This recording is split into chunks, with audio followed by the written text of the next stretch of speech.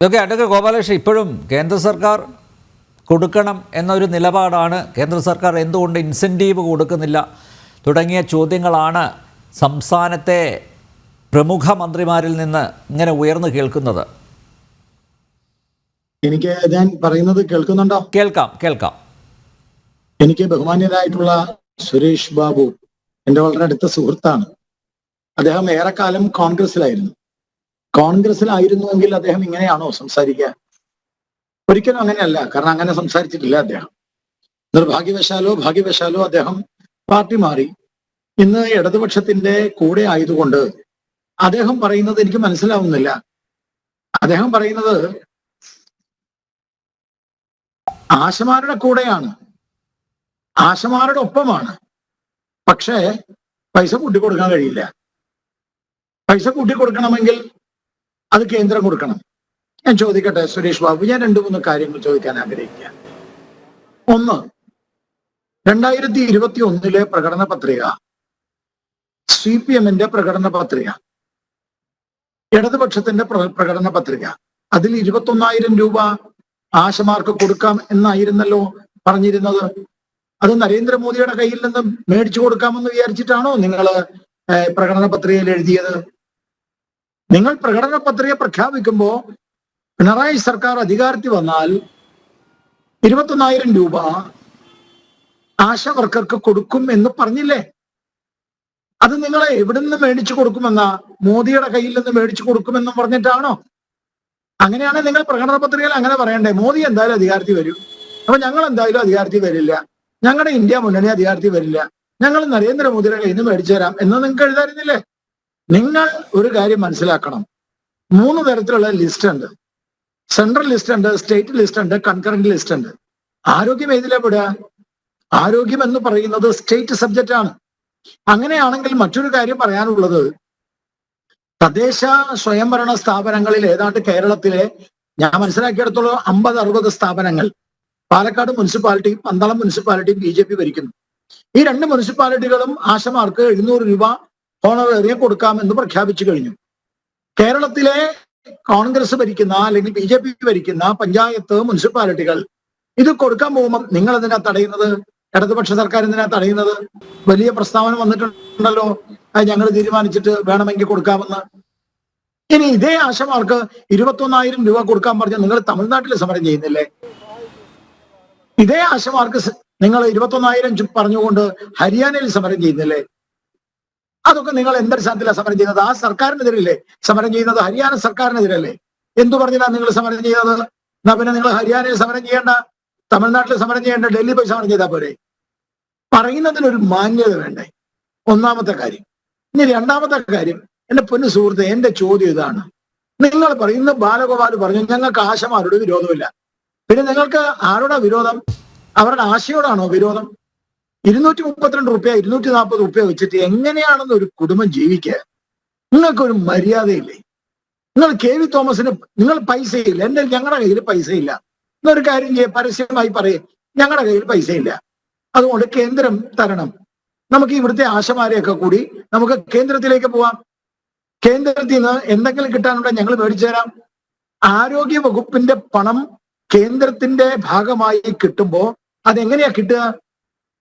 സംസ്ഥാന സർക്കാരും കേന്ദ്ര സർക്കാരും അതുമായി ബന്ധപ്പെട്ട ഒരു ടീം ഒരുമിച്ചിരുന്ന് ചർച്ച ചെയ്ത് ഇത്ര രൂപ ഇന്നതിന് ആരോഗ്യ മേഖലയ്ക്ക് എന്ന് പറഞ്ഞിട്ടല്ലേ?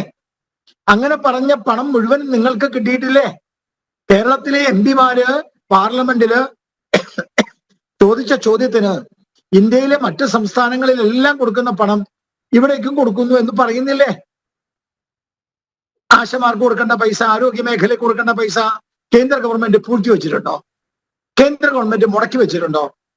ഇപ്പം ബംഗാളിലെ മമത പറയുന്നു ഞാൻ കൊടുക്കാൻ തയ്യാറാണ് 5 ലക്ഷം, വിരമിക്കുന്നവർക്ക് 5 ലക്ഷം കൊടുക്കാൻ തയ്യാറാണ്, ഹോണറേറിയം 7,000 കൊടുക്കാൻ തയ്യാറാണ്, 700 രൂപ പെർ ഡേ കൊടുക്കാൻ തയ്യാറാണ്. അപ്പോ ഞാൻ ചോദിക്കുന്നത്, ബംഗാളിലെ മമതയ്ക്ക് പറ്റും, കേരളത്തിലെ പിണറായിക്ക് പറ്റില്ല. എന്താ കാരണം? ഞങ്ങളുടെ കയ്യിൽ പൈസയില്ല. ഞങ്ങളുടെ കയ്യിൽ പൈസ ഇല്ലെങ്കിൽ പൈസ ഇല്ലാതെ ജീവിക്കണ്ടേ? പൈസ ഇല്ലാതെയാണോ ജീവിക്കുന്നത്? KV തോമസിന് എത്ര രൂപയെ കൂട്ടിക്കൊടുത്തത്? KV തോമസ് എന്താ ചെയ്യുന്നത്? കേന്ദ്രത്തിൽ ഡൽഹി പോയിരുന്നിട്ട് പണ്ട് കരിമീനും കൊണ്ട് താങ്കളുടെ പാർട്ടിയിലായിരിക്കണ സമയത്ത് കരിമീനും കൊണ്ട് സോണിയാഗാന്ധിയെ സുഖിപ്പിച്ച് കിട്ടാവുന്നതൊക്കെ അടിച്ചു മാറ്റി. അവിടുന്ന് ഏതോ അവസാന സമയത്ത് കിട്ടാതായപ്പോ പാർട്ടി മാറി ഇടതുപക്ഷത്തിന്റെ ലൈസനിങ് ഓഫീസറായിട്ട് ഡൽഹിയിൽ ഇരിക്കുക. ആ മനുഷ്യൻ ഇപ്പൊ പൈസ കൂട്ടി കൊടുത്തില്ലേ? പണം ഇല്ലാത്ത ആൾക്കാർ പൈസ കൂട്ടി കൊടുക്കോ? ആ പൈസ മതിയായിരുന്നല്ലോ ഈ 25,000 ആശമാർക്ക് എന്തെങ്കിലും കൊടുക്കാനായിട്ട്.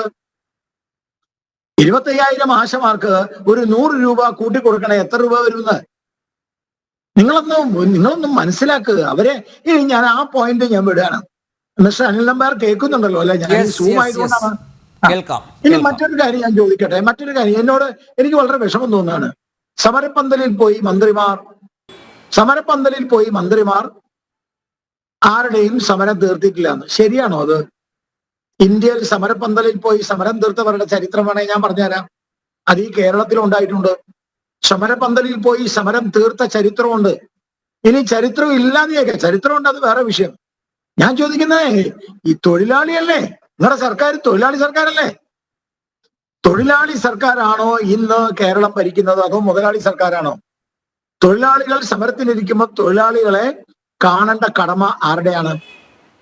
തൊഴിലാളികളുമായി സംസാരിക്കേണ്ട കടമ ആരുടെയാണ്? എന്തുകൊണ്ടാണ് തൊഴിലാളിയുമായിട്ടുള്ള ബന്ധം വെക്കാൻ നിങ്ങൾ തയ്യാറാവാത്തത്? എന്തുകൊണ്ടാണ് നിങ്ങൾ തൊഴിലാളികളുടെ സമരത്തിന് ഒരു ഒത്തുതീർപ്പ് വേണ്ട, ഒരു ചർച്ച വേണ്ട, അവരെ ഒന്ന് വിളിച്ച് അവരെ അപമാനിക്കാതിരുന്നൂടെ നിങ്ങൾക്ക്? അവരെ എന്തൊക്കെയാ പറയുന്ന പുഴുക്കളാണ്, എന്തൊക്കെയാ പറയുന്നത് ഈർക്കിളിയാണ്. നിങ്ങളുടെ വിചാരം എന്താ? ഈ കേരളത്തില് CIT മാത്രമേ ഉള്ളൂ, CPM മാത്രമേ ഉള്ളൂ. ബാക്കി ആൾക്കാരൊക്കെ CPM പറയുന്നത് കേൾക്കണം. നിങ്ങളുടെ ചരിത്രം ഞാൻ സുരേഷ് ബാബുവിനോടല്ല പറയുന്നത്, പക്ഷേ കമ്മ്യൂണിസ്റ്റ് പാർട്ടിയുടെ ചരിത്രം അത് എന്നേക്കാൾ നന്നായി സുരേഷ് ബാബുവിന് അറിയാം. എല്ലാ കാലഘട്ടത്തിലും കമ്മ്യൂണിസ്റ്റ് പാർട്ടി അധികാരത്തിൽ വരാൻ വേണ്ടി കമ്മ്യൂണിസ്റ്റുകാരെ ഉപയോഗിക്കും, തൊഴിലാളികളെ ഉപയോഗിക്കും. ഇപ്പൊ ഇതിനകത്ത് പങ്കെടുക്കുന്ന ഒരു സ്ത്രീ ഉണ്ടല്ലോ, ആ സ്ത്രീ എന്താ പറഞ്ഞത്? ഞാൻ കമ്മ്യൂണിസ്റ്റ് ആണ്. ആ സ്ത്രീ പറഞ്ഞ ഞാൻ കമ്മ്യൂണിസ്റ്റ് ആണെന്നാണ്. ശരിയാണ്, കമ്മ്യൂണിസ്റ്റ് ആയ സ്ത്രീ ഇവരൊക്കെ വോട്ട് ചെയ്തിട്ടാണല്ലോ അധികാരത്തിൽ വന്നത്. പക്ഷേ EMS മന്ത്രിസഭ തൊട്ട് കമ്മ്യൂണിസ്റ്റ് പാർട്ടി അധികാരത്തിൽ വന്നു കഴിഞ്ഞാൽ കമ്മ്യൂണിസ്റ്റുകാരായ തൊഴിലാളികളെ ഉപദ്രവിക്കലാണ് ഇവരുടെ പരിപാടി. വാക്കും പ്രവൃത്തിയും തമ്മിൽ ബന്ധമില്ലാത്ത ഒരു പാർട്ടിയാണ് CPM. നമുക്കെല്ലാവർക്കും അറിയാം, EMS മന്ത്രിസഭയിലെ വെടിവെപ്പില് കശുവണ്ടി തൊഴിലാളികളെ കൊന്നത്, വെടിവെച്ചത് ആരാ? കശുവണ്ടി തൊഴിലാളികളെ വെടിവെച്ചു കൊന്നത് EMS മന്ത്രിസഭയുടെ കാലത്ത് ആരായിരുന്നു? മുഖ്യമന്ത്രി EMS തന്നെ ആയിരുന്നല്ലേ? അപ്പൊ അവിടെ നിങ്ങളുള്ള ചരിത്രം പരിശോധിച്ചാൽ ഏത് കാലഘട്ടത്തിലാണ് ഇവർ തൊഴിലാളിക്ക് വേണ്ടി നിന്നിട്ടുള്ളത്? ഇവര് ഭരിക്കുമ്പോ തൊഴിലാളി ഇല്ല. ഇവര് ഇവര് കേരളത്തിൽ പ്രതിപക്ഷത്താണ് എന്ന് വിചാരിക്കുക. എന്തായിരിക്കും കേരളത്തിലെ സ്ഥിതി?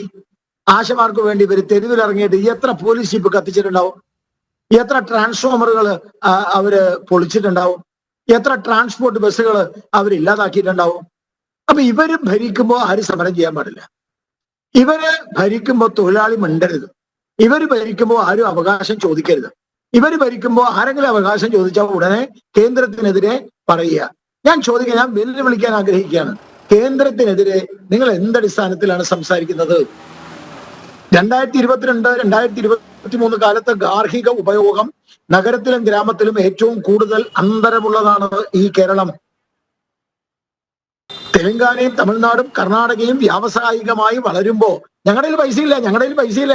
കഴിഞ്ഞ 2 ആഴ്ച മുമ്പ് വന്ന ഇന്ത്യൻ എക്സ്പ്രസ് പത്രത്തിൽ പറയുന്നത് NRIക്കാർ, കേരളത്തിലെ NRIക്കാര് ഇപ്പൊ വന്നിട്ട് ബിസിനസ് തുടങ്ങിയത് തമിഴ്നാട്ടിലാണ്. ഈ കേരളത്തിൽ ഓടുന്ന എല്ലാ വാഹനങ്ങളും നിർമ്മിക്കുന്നത് തമിഴ്നാട്ടിലാണ്. എന്തേ കേരളത്തിൽ ഒരു വ്യവസായം വരാത്തത്? ഉള്ള വ്യവസായം എന്തെങ്കിലും ചെയ്യണം എന്ന് പറഞ്ഞ ആൾക്കാരെ അടിച്ചു ഓടിക്കല്ലേ? നോക്കുകൂലി ഇല്ല എന്നാ പറയുന്നത്. നോക്കുകൂലിക്കെതിരെ നിയമം കൊണ്ടുവന്ന സംസ്ഥാനമല്ലേ? പ്രവാസികൾ ഇന്ത്യയിൽ ഏറ്റവും കൂടുതൽ ഒരു പരിധിവരെ കേരളത്തിൽ നിന്നാണ്. എന്റെ പ്രവാസികളെ കൊണ്ട് നമുക്ക് ആ രീതിയിൽ ഒന്നും ചെയ്യാൻ കഴിയാതെ പോകുന്നത് നമ്മൾ ചിന്തിക്കണ്ടേ? നബാർഡിന്റെ സർവേയില് കുടുംബ സമ്പാദ്യം ഏറ്റവും കുറവുള്ള സംസ്ഥാനം കേരളമാണ്. ഇനി സാമ്പത്തികമായ രീതിയിൽ സംസാരിച്ചാൽ ഇന്ത്യയിൽ ഏറ്റവും കൂടുതൽ കടബാധ്യതയുള്ള 5 സംസ്ഥാനങ്ങളിൽ ഒന്ന് കേരളമാണ്. എന്നിട്ടും നിങ്ങൾ PSCക്ക് എത്രയാ കൂട്ടിക്കൊടുത്തത്? നിങ്ങൾ ശമ്പള കമ്മീഷന്റെ പേരും പറഞ്ഞാൽ നിങ്ങൾ എന്താ കൊടുക്കുന്നത്? ഞാൻ ചോദിക്കാൻ ആഗ്രഹിക്കുന്നത്, മധ്യപ്രദേശിലെ PSC മെമ്പർമാർ എത്രയാ? 3. ഓരോ മന്ത്രിമാർക്കും 2.5 വർഷം കഴിഞ്ഞാൽ അവരുടെ PS-ഉം അവരുടെ ഗുമസ്തന്മാരും അവരുടെ കടലാസ് എടുക്കുന്ന ആൾക്കാരുമായിട്ട് 10-12 ആളുകളെയാണ് നിയമിക്കുന്നത് ഓരോ മന്ത്രിമാര്. അവർ നിയമിച്ചു കഴിഞ്ഞാൽ 2.5 വർഷം കഴിഞ്ഞാൽ പെൻഷൻ കിട്ടും. പിന്നെ അവന്റെ ജോലിക്ക് പോയി. ഇവന്റെ ബന്ധുക്കളെയാണ് നിശ്ചയിക്കുന്നത്. അങ്ങനെ എന്തുമാത്രം കള്ളത്തരങ്ങളാണ് കേരളത്തിൽ നടക്കുന്നത്. അപ്പൊ ഇതിനൊക്കെ പൈസയുണ്ട്. ഒരു മിനിറ്റ് നമ്പ്യാരെ, എനിക്ക് വളരെ വിഷമം തോന്നുന്നു ആ സ്ത്രീ സംസാരിച്ച കേട്ടപ്പോ. അത് മാത്രമല്ല, ഞാൻ മറ്റൊരു ആശാ വർക്കർ എന്നോട് ഇന്ന് സംസാരിച്ചു. ഞാൻ അങ്കമാലിയിലെ മുടിമുറിക്കുന്ന BJPയുടെ കൗൺസിലർമാർ 2 പേര് തല മുണ്ടനം ചെയ്തുകൊണ്ട് ഇവരുടെ സമരത്തിൽ പങ്കെടുത്തു. അത് അങ്കമാലി മാത്രമല്ല, കേരളത്തിലെ ഗുരുവായൂരിൽ പങ്കെടുത്തു തല മുണ്ടനം ചെയ്തുകൊണ്ട്. അങ്ങനെ നിരവധി സ്ഥലത്ത് നടന്നു. എന്റെ ചോദ്യം ഒന്നേ ഉള്ളൂ, എന്തേ ഈ സർക്കാരിന് അവരുമായിട്ടൊന്ന് സംസാരിച്ചാൽ, അവരുടെ വിഷമങ്ങളൊന്ന് പരിഹരിച്ചാൽ? നിങ്ങൾ പൈസ തൽക്കാലം കൊടുക്കണ്ടെന്ന് അവരുമായിട്ടൊന്ന് സംസാരിക്കാൻ എന്താ വിഷമം? നിങ്ങൾ സംസാരിച്ചതിന് ശേഷം നമുക്ക് ആലോചിക്കാം. അപമാനിക്കാതിരുന്നൂടെ? അവരുടെ മഴ വന്നപ്പോ ഒരു കൊട കൊടുത്ത ഒരു മനുഷ്യനെ അപമാനിക്കുക. കൊട മാത്രമല്ല കൊടുക്കേണ്ടത്, വേറെ ചിലത് കൊടുക്കണം. എന്തൊരു വൃത്തികേടാണ് ഈ പറയുന്നത്. ഈ ആരോഗ്യമന്ത്രി ഒരു സ്ത്രീയല്ലേ? ഇവരുടെ സ്ത്രീത്വം എന്ന് പറയുന്നത് ഇവര് മാർക്സിസ്റ്റ് പാർട്ടിയുടെ AKG സെന്ററിൽ പണയം വെച്ചോ? ഇത്ര വൃത്തികെട്ട ഒരു സമീപനം സ്വീകരിക്കാൻ? വാസ്തവത്തിൽ ഈ ആശമാർക്ക് സമരം നടക്കുമ്പോ ആ സമര പന്തലിൽ പോകേണ്ടവരല്ലേ വാസ്തവത്തിൽ ഇവിടുത്തെ ആരോഗ്യമന്ത്രി? പോയി അന്വേഷിക്കണ്ടേ? ഈ പാവം സ്ത്രീകളെ കുറെ ഉപയോഗിച്ചില്ലേ? ഈ സ്ത്രീകളെ കൊണ്ടല്ലേ നമ്മുടെ വീട്ടില്, നമ്മുടെ അടുത്ത വീട്ടില്, അവർ പ്രവർത്തിക്കുന്ന സ്ഥലത്തൊക്കെ വീടാന്തരം കയറി കഷ്ടപ്പെട്ട് പ്രയാസപ്പെട്ട് അവർക്ക് ജീവിക്കാൻ 232 രൂപ 240 രൂപ തൊഴിലുറപ്പിന് പോലും ഈ കേന്ദ്ര സർക്കാർ പൈസ കൂട്ടി. ഇപ്പൊ 380 രൂപയുടെ അടുത്തായി തൊഴിലുറപ്പ്. ഈ ആശമാരുടെ സ്ഥിതി ഇതല്ലേ?